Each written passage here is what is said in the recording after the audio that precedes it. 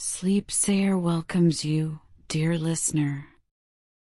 As evening's gentle shadows embrace the world, let's take a moment to find perfect comfort. Allow your body to settle deeply into your resting place and take a slow, calming breath. Tonight, Sleepsayer will share an adaptation of the tale of Asiri and the Amaru, a treasured story from the Andean region's rich mythological tradition. Let the soft whispers of ancient wisdom carry you to peaceful slumber. High in the misty peaks of the Andes Mountains, where the air grows thin and clear, ancient stories still whisper on the evening breeze. Snow-capped mountains pierce the clouds, their eternal faces watching over valleys below. The last rays of sunlight paint their peaks in gentle shades of rose and gold. Here, in this realm between earth and sky, the very air shimmers with the magic of old tales and timeless wisdom. In a remote mountain valley, crystal streams trace silver paths through emerald meadows. This is the home of our tale, where the sacred waters flow from springs as old as time itself. The water here speaks in voices both ancient and new, sometimes a whisper, sometimes a song, but always a reminder of the eternal dance between sky and earth. Delicate flowers of purple and gold nod their heads in the gentle breeze, while soft mosses carpet the stones in shades of emerald and jade. In these sacred mountains, stories of the Amaru, the great serpent spirit of water and wisdom, have been shared for countless generations. The Andean people speak of this gentle guardian who maintains harmony between sky and earth, a keeper of ancient knowledge and protector of life-giving waters. They say the Amaru scales hold all the colors of water, the silver of morning mist, the blue of deep pools, and the gold of sunlight on summer streams. There lived a young woman named Asiri, whose name carried the meaning of smile in the ancient town. She had grown up listening to the songs of the streams and the whispers of the wind, learning their secret language as naturally as she learned to walk. Her mother had been a guardian of the waters before her, and her grandmother before that, each passing down the sacred knowledge of tending to the springs that brought life to the valley. Every morning, Asiri would wake before the sun, when the stars still painted the sky in diamonds, and the air held the crisp sweetness of night. She would walk the paths her ancestors had walked, visiting each spring in turn. Her feet knew every stone, every turn of the path, even in the darkness before dawn. At each spring, she would pause to listen to its song, to ensure its voice remained clear and strong. The soft songs she sang while tending the waters were the same ones her mother had taught her, melodies older than the mountains themselves, passed down through generations of guardians. These weren't simple tunes, but rather intricate patterns of notes that mimicked the sound of rainfall, the rush of rivers, and the quiet murmur of underground streams. In the depths of these sacred waters dwelled the Amaru, its scales gleaming like moonlight on water. Unlike fearsome dragons of distant lands, the Amaru moved with the grace of flowing streams, its presence as natural as rain falling on stone. The Great Spirit rarely showed itself, preferring to remain in the mysterious depths where water met earth. But sometimes, in the quiet moments between night and day, Asiri would catch glimpses of its iridescent scales beneath the surface of the deepest spring. The valley flourished under their shared guardianship. The waters ran clear and sweet, bringing life to every corner of the land.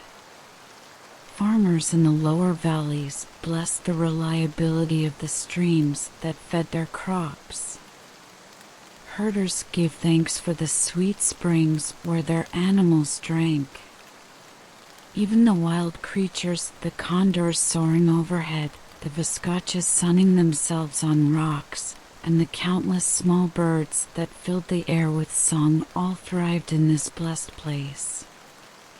But then came the year when the rains lost their way.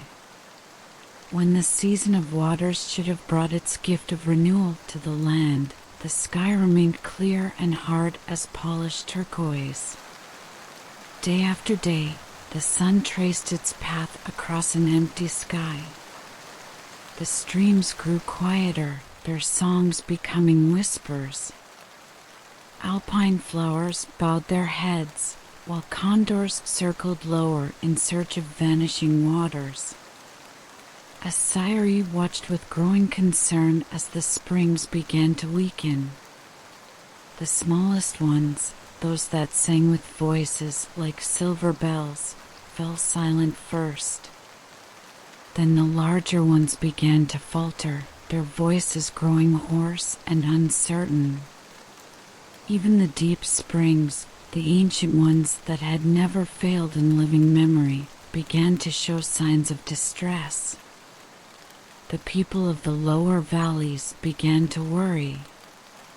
Their crops withered under the relentless sun, and their animals grew thin. They came to Asiri with offerings and prayers, asking her to intercede with the spirits of water. She spent long hours beside each spring, singing the ancient songs of calling, but no rain came to answer. One evening, as twilight painted the mountains in shades of dreams and the first stars began to appear in the darkening sky, Asiri knelt beside the deepest spring.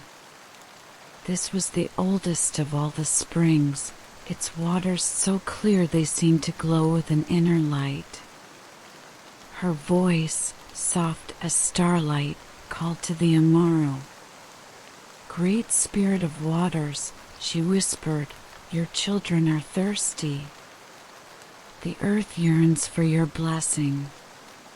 The water began to stir, gentle ripples spreading across its surface like thoughts rippling through a quiet mind.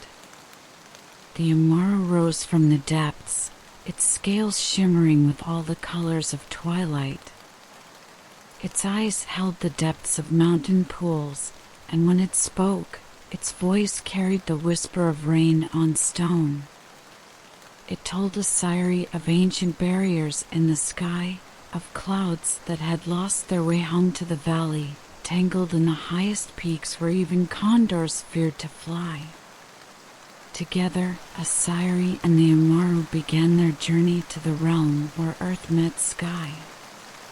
They followed paths known only to water and wind, climbing higher than any human had ventured before. The air grew thin and sharp as crystal, while stars bloomed above them like frost flowers. They passed through veils of cloud and mist, each step taking them further from the world of everyday things and deeper into the realm of spirits and ancient powers. There, in the highest reaches of the mountains, they found the lost clouds.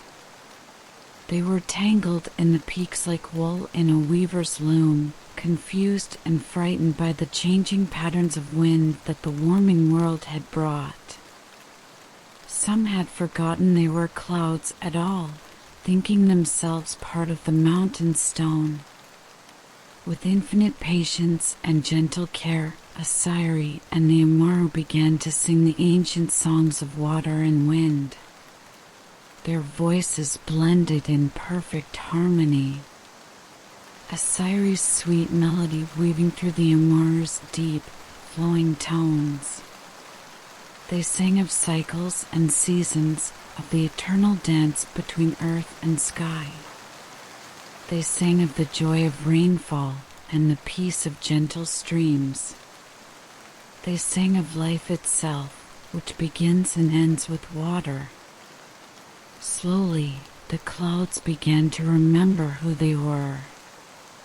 They stirred and shifted, gradually untangling themselves from the mountain peaks.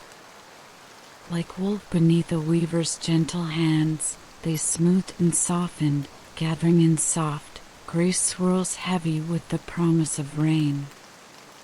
The first drops fell like tears of joy, carrying the sweetness of blessing and the promise of renewal. Soon more followed, until the air was filled with the music of falling rain. In the valley below, flowers lifted their faces to drink the sky's gift. Spring swelled and sang with renewed voice, while the earth itself sighed with contentment. Asiri and the Amaru had restored the balance, not through force or struggle, but through harmony and understanding. Their gentle wisdom had brought healing to the thirsty land, reminding all who hear their tale that the greatest changes often come through the softest touch. The partnership between the young guardian and the ancient spirit had renewed the eternal cycle of water between earth and sky. From that day forward, the valley flourished as never before.